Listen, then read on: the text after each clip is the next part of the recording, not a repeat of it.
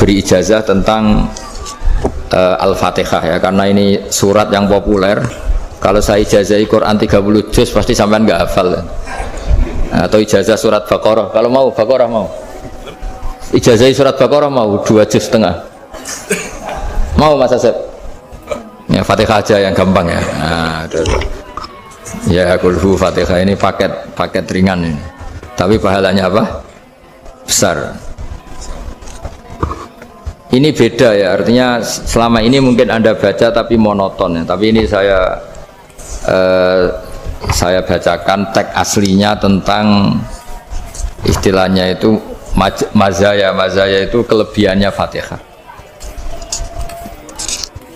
Saya baca Arabnya dulu, nanti ini terakhir ijazah. Tadi kan saran-saran umum tentang sosial ya, pokoknya jadikan kebaikan itu punya nilai sosial yang baik lah.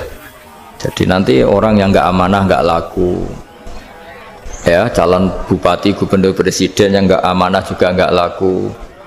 Begitu juga kiai yang tidak amanah juga nggak laku, suami yang nggak amanah juga nggak laku, istri yang nggak amanah juga. Sehingga kebaikan ini jadi nilai sosial yang dalam tanda kutip sudah keniscayaan ya. Yang diinginkan Allah itu seperti itu, bukan kebaikan yang dipaksakan karena kekuatan negara. Maksudnya kalau bisa kebaikan itu tidak usah dipaksakan. Memang satu apa ya, sudah satu kebutuhan. Tak cerita-cerita di negara maju itu, bahkan apapun jatuh itu nggak ada yang ngambil apa itu. Makanya gambarannya Mekah Medina kan gitu kan, barang jatuh nggak ada yang berani apa ngambil itu, saking sudah jadi sistem. Nah, sehingga banyak negara di Eropa itu yang sampai nggak punya tentara, nggak punya polisi karena kebaikan sudah.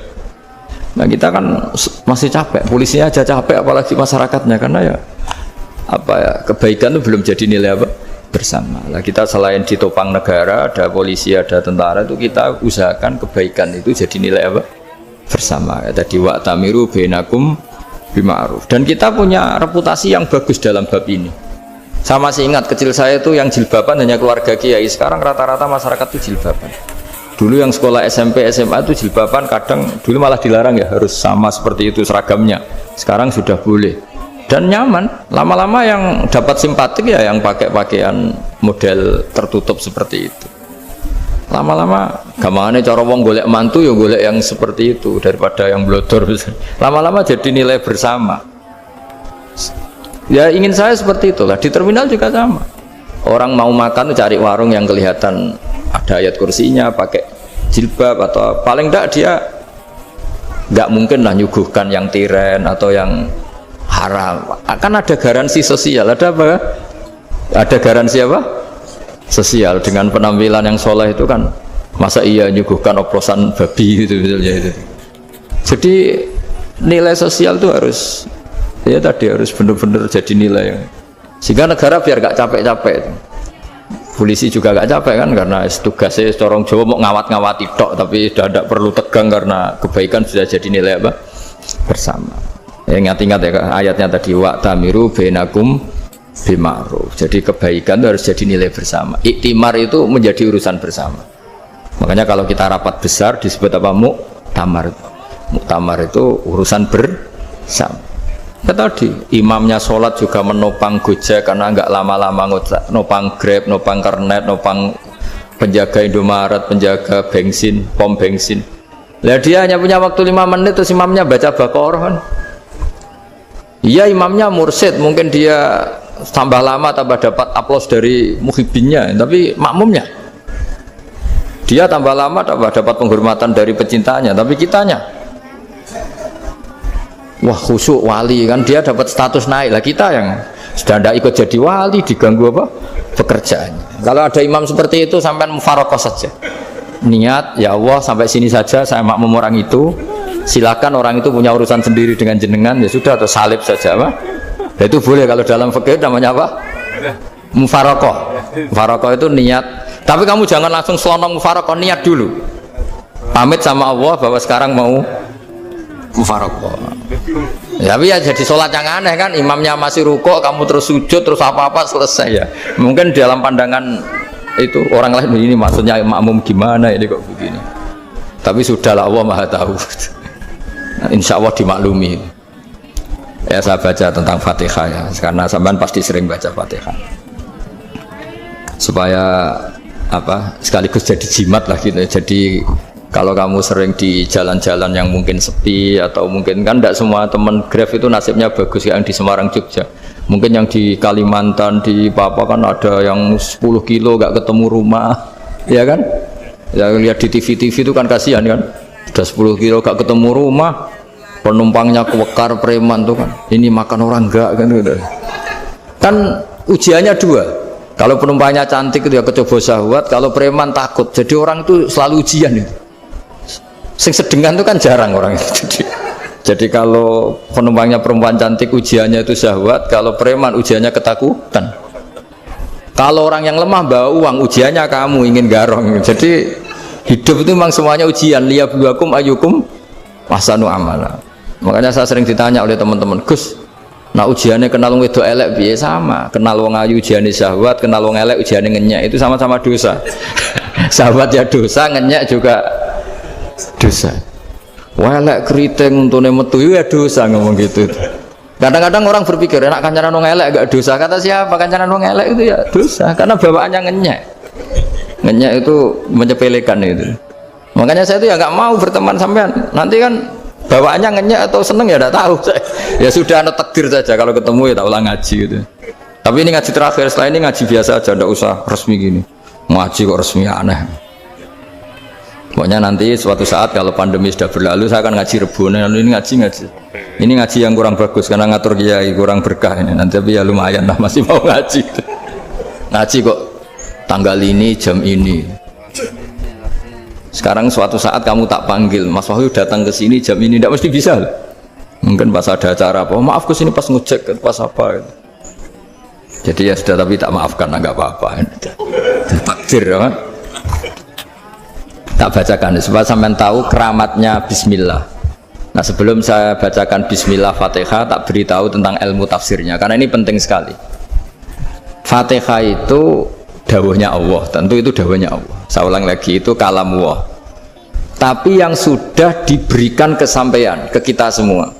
Sehingga seakan-akan itu menjadi dawuhnya kita ke Allah.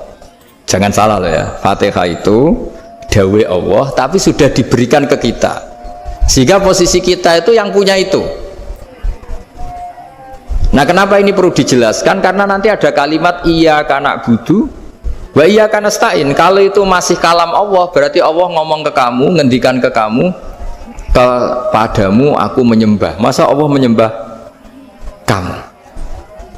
Nah sehingga ilmu tafsir itu menyelesaikan itu dulu ya. Saya ulang lagi ya, sebelum sampean sering baca Fatihah, aku yakin ya sering baca. Tapi barokahnya tidak paham itu tidak pernah janggal. Enggak paham itu ya penting supaya tidak iskal, tidak janggal. Sebetulnya di kalimat itu ada yang janggal. Kalau Fatihah itu kalimatnya Allah atau kalam Allah, bagaimana dengan kata-kata iyyaka na'budu? Masa Allah ngendikan ke kita, kepadamu kami menyembah? Masa Allah menyembah kita? Maka penyelesaiannya secara ilmu tafsir gimana? Semua ulama mengatakan, bukan satu dua, semuanya mengatakan di Fatihah itu semuanya diberi kawalan kalimat. Saya ulang lagi ya, di Fatihah itu semuanya diberi awalan kalimat qulu, katakan wahai hambaku begini. Ya, katakan wahai hambaku begini. Nah, begini ini pelajaran dari Allah yang sudah diberikan ke kita. Terus kita mengatakan bismillahirrahmanirrahim, alhamdulillahirabbil, termasuk kita mengatakan iyyaka na'budu wa iyyaka nasta'in. Jangan bayangkan Allah ngendikan ke kita. Kalau Allah ngendikan kita berarti gini, hei Wahyu ihdinas siratal mustaqim, tunjukkan saya jalan yang benar. Nah nanti kamu terus, ya Allah Anda aja minta tolong saya minta tolong siapa kan, jadi panjang kan. Ya saya ulang lagi ya, jadi itu di ulumul Quran diterangkan gimana sebelum baca Fatihah ya. Fatihah itu kalamullah, ngendikannya Allah, tapi yang sudah diajarkan ke kita dan sudah milik kita, sehingga kalimat itu menjadi milik kita. Tapi ya kalamullah, tetap kalamullah, tapi sudah menjadi milik kita. Udah paham ya? Ya pinter naon. Ya, karena kalau tanpa penjelasan seperti ini Anda akan iskal. Bagaimana Allah, iskal itu janggal, bagaimana Allah mengatakan iya karena butuh. Kan jadi aneh kan? Ya, jadi tak jelaskan secara ilmiah ya. Jadi kata ulama-ulama tafsir, ayat-ayat Quran seperti ini sebetulnya dimulai dari qulu apa? Meskipun nggak dilafatkan. Itu kan sama dengan qul huwallahu ahad Muhammad, katakan kalau Tuhan itu satu. Ya namanya Quran itu kan kalam Allah, membina nabinya, membina umatnya. Makanya dikatakan atau enggak di sini tersembunyi kata qulu, katakan. Ya. Jadi ya ibarat apa itu? Kamu ngajari anak kamu lah. Le, panggil jenengan bapak kula. Itu maksudnya anak itu, kalimat itu kalimat kamu, tapi kamu ajarkan ke anak kamu. Terus anak kamu bilang, Pak jenengan bapak kulo. Nah ketika kamu mengatakan jenengan, bukan kamu mengatakan jenengan anakku, berarti anakmu itu bapakmu, kan lucu kan. Anak kamu ajari jenengan bapak kulo, kamu engkau bapak saya. Terus anak kamu mengulang jenengan atau kamu bapak saya. Berarti itu kalimat yang kamu ajarkan, tapi sekarang sudah milik anak kamu. Kalau itu kalimat kamu kan lucu, masa anak kamu bilang bapak. Nah itu seperti itu. Jadi ulama memberi solusi atau jawaban iya karena abudu. Iya itu sebelumnya ada kata-kata qulu, katakan wahai hambaku, hubungan kamu dengan saya adalah katakan iya karena abudu wa iya karena nasta'in. Terus hubungan kamu dengan saya katakan juga dalam doamu ihdinas siratal mustaqim. Jelas ya, jadi itu kalam Allah yang sudah milik kita karena diajarkan Allah untuk kita. Dong ya. Nah, ya dong gak jelas gak. Tapi bagus, gak jelas itu bagus. Kalau kamu jelas gak jadi digrab, jadi gubernur. Min azimi fadliha kasratu asma'iha wa fadail ukhra. Ini cerita dramatisnya surat Al-Fatihah.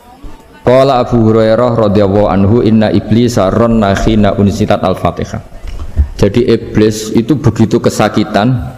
Ini kitab Abu Abul Farad karangannya Syed Muhammad Alawi, juga kutipan dari beberapa kitab. Yang jelas beliau sendiri juga ngutip dari beberapa riwayat di beberapa hadis.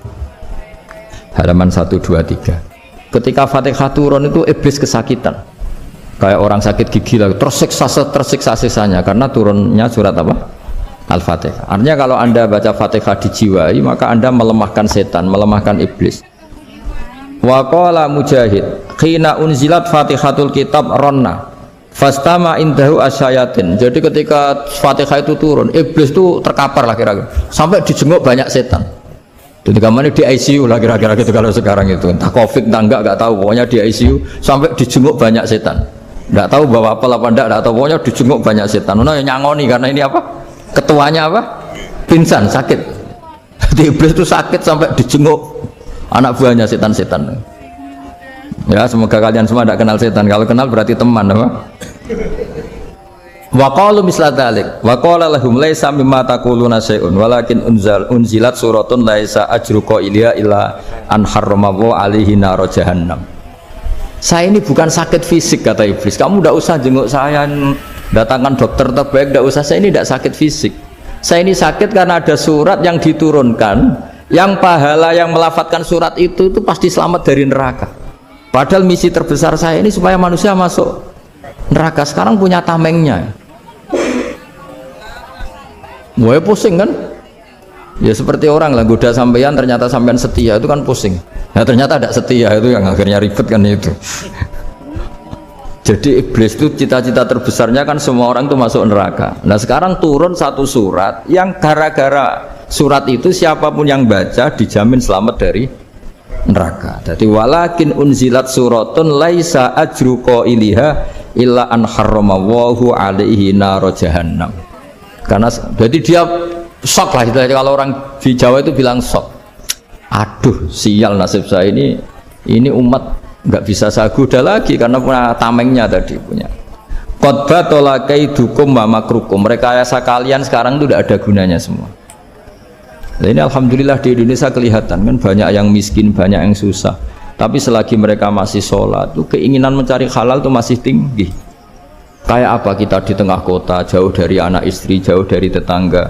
Biasanya kalau orang jauh dari anak istri, tetangga kan sakar PDW. Tapi yang soleh masih banyak, sudah jauh dari keluarga tetap lurus. Loh, kalau yang dekat lurus kan wajar, konangan wong akeh kan. Ini sudah jauh masih lurus. Nah ini nggak lepas dari barokahnya surat apa? Surat Fatihah tadi. Jadi karena ada surat yang menjamin pelafalnya atau qailiha terbebas dari api neraka. Wa qalat as-sayatinu lahu is ayyusai'in ta'muruna ya maulana. Faqala lahum idhabu wajtahidu hatta tukhfilu qulubahum hatta la yaqulu hadhihi surah. Lalu kita gimana? Jari para setan itu. Lalu kita gimana? Terus kata iblis, sudah bikin mereka lupa sehingga tidak baca lagi. Selagi masih baca kita pasti keok. Jadi kalau sampean sudah jarang baca Fatihah itu berarti sudah bagian dari kemenangan apa? Iblis. Jadi kalau sampean sudah jarang baca Fatihah itu berarti bagian dari kekalahan Anda, kemenangan iblis. Masih sering baca? Berapa kali? Terus apa lagi?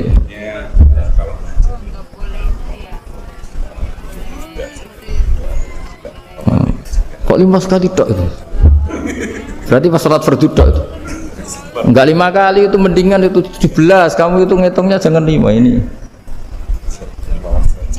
5 waktu itu berarti lumayan kan? Berapa? 17 ya? Ya. 17 ya? Ya. 17. Tapi kalau makmum tuh sering separuh kan? Apalagi makmum tarawih. Ya kan? Makmum tarawih itu bacanya Fatihah ada yang sempurna enggak ya? Ya enggak lah. Baru alhamdulillahirabbil alamin mampu ruko ikut ruko gitu. Makmum kan yang tarawih lah Mas. Kalau tarawih jarang sempurna ya. Fatihahnya itu. Kan imam sudah ruko. Kamu bacanya Fatihah sampai mana? Baru setengah ya. Ya paling pas tarawih aja kan enggak sempurna ya. Apalagi kalau imamnya sing kilat tuh, waduh malah. Nah ketika Fatihah itu sebegitu keramatnya, sebegitu topnya, itu setan rapat, singkat cerita itu yang tadi dipimpin oleh iblis yang sedang terkapar apa? Terus tali obatnya nggak ada, cuma dia shock karena ada surat yang turun yang melafatkan itu pasti selamat dari apa? Neraka. Nah ini gimana saran Anda? Terus sarannya adalah bikin orang-orang itu lupa, tidak baca Fatihah. Nah ini rapatnya iblis. Idhabu wajtahidu hatta tukhfilu qulubahum hatta la yaqulu hadhihi surah. Kala yuksiru qira'ataha wa la yakunu lahum ajrun wa thawabun bal yakunu lahum adzabun wa iqabun. Jadi saya mohon selama ini Anda sudah baca, tapi mungkin hanya rutin saja. Napa rutin saja? Tapi barokahnya ngaji ini kamu punya kekuatan atau punya semangat membaca karena ini surat yang luar biasa. Ibarat gini, kalau sampean tanya, saya juga sering mikir, masa Gus hanya surat kok punya kekuatan seperti itu? Di dunia ini kata Allah, mulai Nabi Adam sampai kiamat, nggak ada yang bisa menandingi kekuatan kalimah. Kalimah itu kata-kata. Nggak ada yang bisa menandingi kata-kata. Misalnya Anda nge-grab, berangkat istri cuek, berangkat cuek. Itu beda dengan ketika meskipun satu kalimat. Wes Pak, muga-muga dilindungi pangeran, mungkin jenengan selamat. Itu menjadi teduh dan semangatnya luar biasa karena kayak mendapat support. Jadi kira-kira kalimat itu hubungannya kita dengan Allah, Fatihah itu seperti itu. Kamu melafadzkan satu kata-kata yang dibenarkan langit bumi, dibenarkan aras, dibenarkan malaikat, dibenarkan semua penghuni di dunia ini. Sehingga itu efeknya luar biasa. Itu seperti gini ya, kamu cerai sama istri, terus nikah lagi katut babon. 10 tahun anak kamu dididik, ibunya benci kamu dan memang Anda layak dibenci, dididik dan sampai nggak pernah manggil kamu Pak. Suatu saat kamu tentu rindu kan ingin dipanggil bapak oleh anak kamu. Suatu saat anak ini manggil kamu Pak itu senengnya bukan main, hanya sebuah kata-kata. Makanya kadang-kadang orang itu tanya sama kiai, ijazah lafadz ini gunanya apa sih? Itu ijazah-ijazah itu untaian kata-kata, yang kata-kata ini dibenarkan langit dan bumi dan aras dan para malaikat, sehingga efeknya itu luar Nah ibarat seperti itulah, kamu melafadzkan Fatihah itu melafadzkan kata-kata yang dibenarkan Allah dan Rasul dan semua malaikat, semua penghuni langit. Maka ini efeknya pasti luar. Nah di sini lah orang-orang dulu itu tahu keramatnya itu, sehingga ketika melawan Belanda, melawan Jepang dulu itu kalimat-kalimat itu menjadi mantra yang luar biasa. Doa lah, doa yang luar biasa. Tapi di era modern karena orang sudah tidak ngerti itu, dianggap itu mantra, jimat, khurafat, bid'ah, waduh ribet menemal. Sebetulnya tidak seperti itu. Memang kata-kata ini kekuatannya luar biasa. Sama kesakitan hati kamu juga karena itu. Ngojek wangilan ya. Lha Pak di bojo kok kowe gagah tok kere. Wah, iku seling terus mesti. Padahal kalimat itu kan tidak melukai secara fisik, tapi apa kerjanya sesuk saras-sarasen. Karena terus dengan pengadilan seperti itu kan, ngapain kerja demi perempuan yang seperti ini? Lagi-lagi kata-kata ini luar. Nah bayangkan kalau kata-kata itu adalah kalimat yang diajarkan Allah lewat Rasulnya, lewat malaikat Jibril. Kayak apa kekuatannya? Lah kira-kira Fatihah itu gitu. Kalimat yang baik, kalimatan thayyibah diajarkan oleh Allah dan Rasul. Kayak apa kira-kira kekuatannya? Pasti luar biasa. Wong support yang dikatakan istri kita, anak kita aja luar biasa, apalagi ini support yang diajarkan Allah dan Rasul. Ya makanya saya mohon kalau baca Fatihah, baca kalimah-kalimah thayyibah ketika sholat itu dijiwai. Ya misalnya Rabbana lakal hamdu mil'us samawati wa mil'ul ardi wa mil'u ma syi'ta min syai'im. Engkau zat yang layak dipuji, dan pujian ini memenuhi langit dan bumi. Karena kita tahu nggak ada sejengkal di alam raya ini kecuali di situ ada rahmat Allah. Misalnya kamu bisa lewat sampai rumah saya, kamu mungkin anggap biasa saja. Coba kalau ngalami likuifaksi, tahu-tahu bumi ini ambles, bisa ngelewati yang likuifaksi itu luar. Tanyakan orang pernah ngalami likuifaksi di Sulawesi, itu melihat bumi bisa diinjak nggak ambles itu, wah luar. Zaman nggak ngalami itu sehingga lewat bumi ya biasa aja. Coba kalau ngalami seperti tidur, ya biasa aja. Coba kalau ada gempa, bahwa bumi tenang ini sudah nikmat yang luar biasa. Masa kamu ngakui nikmat nunggu digituin? Ya kan? Nah, makanya baca Fatihah dijiwai lah bahwa ini kalimat yang luar biasa. Saya teruskan ya. Warwa Muslimun fi sahihihi an Ibnu Abbas radhiyallahu anhuma annahu qala bainama Jibril alaihi salam qaidun dan Nabi itsami anaqidan min fawqi fa fa'ara saufa qala hadza babun minas sama futihal yawma lam yuftah qaddu ilal yaum fa nazala minhu malakun fa qala hadza malakun nazala ilal ardi wa lam yanzil qaddu ilal yauma fasallim wa qala absyir binuraini qad uti tahuma lam yu'tahuma nabiyyun qablak Fatihatul kitab wa khawatimu suratil baqarah. Jadi suatu saat Jibril ini jagongan lah kira-kira gitu sama Rasulullah. Tahu-tahu langit itu gemuruh. Langit gemuruh kata Jibril, terus semuanya ngangkat kepala ke langit. Ini pintu langit baru ini dibuka, yang sebelumnya tidak pernah dibuka seperti ini. Turunlah malaikat, yang malaikat ini pun malaikat spesial, yang nggak malaikat murahan lah kira-kira gitu, yang nggak pernah turun ke bumi kecuali juga saat itu, dengan penyambutan yang luar biasa, dengan semuanya tidak pernah terjadi, hanya karena surat Fatihah. Jadi ini surat yang luar biasa, pengawalannya lewat malaikat yang spesial, nggak pernah turun di bumi kecuali saat itu, penyambutannya juga nggak pernah seperti itu, baru seperti itu. Jadi semuanya itu spesial. Nah kenapa ini spesial? Karena di situ ada isi puja-puji kepada Allah Subhanahu wa Ta'ala. Ada ikrar kita, alhamdulillah rabbil alamin ar-rahmanir rahim. Ikrar ini penting. Kalau contoh paling gampang gitulah, kamu punya istri selama ini cerewet, terus suatu saat ngomong, Pak tak angen-angen rawono wong lanang koyo sampeyan. Wah itu langsung tidak ada lelaki sebaik engkau. Itu sama senengnya, masya Allah, karena ada ikrar dari seorang istri ke kamu. Nah bayangkan kalau ikrar kita sebagai hamba diakui oleh Allah Subhanahu, maka ikrar ini akan dicatat sebagai kebaikan kita yang kita panen nanti di akhirat. Karena ada ikrar, kita ikrar bahwa alhamdulillah rabbil alamin, kita ikrar ar-rahmanir rahim, kita ikrar maliki yaumiddin, kita ikrar iyyaka na'budu wa iyyaka nasta'in. Sampean misalnya jadi orang Indonesia, ketemu orang Indonesia yang makmur di Jerman, terus lupa Indonesia. Kamu orang Indonesia? Enggak, saya enggak orang Indonesia. Mangkel gak kira-kira? Mangkel. Karena salah ikrar kan gitu.